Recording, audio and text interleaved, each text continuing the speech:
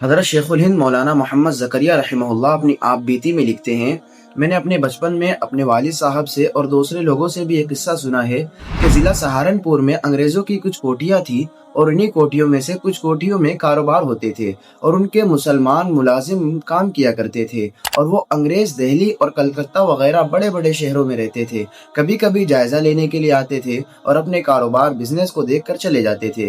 ایک دفعہ اس جنگل میں آگ لگ گئی اور قریب قریب ساری کوٹھیاں جل گئی۔ ایک کوٹھی کا ملازم اپنے انگریز آقا کے پاس دہلی بھاگا ہوا گیا اور جا کر واقعہ سنایا کہ حضور، ساری کوٹھیاں جل گئی، آپ کی کوٹھی بھی جل گئی۔ وہ انگریز کچھ لکھ رہا تھا، نہایت اطمینان سے لکھ رہا تھا، اور اس نے التفات بھی نہ کیا، تعجب بھی نہ کیا۔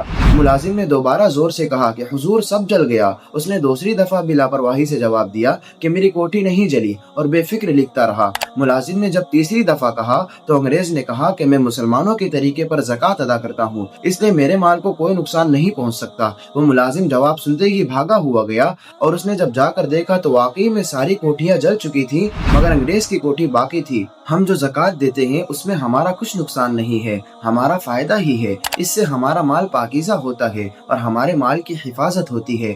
پھر بھی آج کل کئی سارے لوگ زکوٰۃ دینے میں سستی کرتے ہیں، یہاں تک کہ اس انگریز کو اتنا یقین تھا کہ زکوٰۃ دینے سے اس کے مال کو کچھ نہیں ہوگا، اور ہمیں مسلمان ہونے کے باوجود بھی اتنا یقین نہیں ہے۔ اللہ سے دعا ہے کہ وہ ہمیں سچا پکا مسلمان بنائے۔ ملتے ہیں نیکسٹ ویڈیو میں، تب تک کے لیے السلام علیکم۔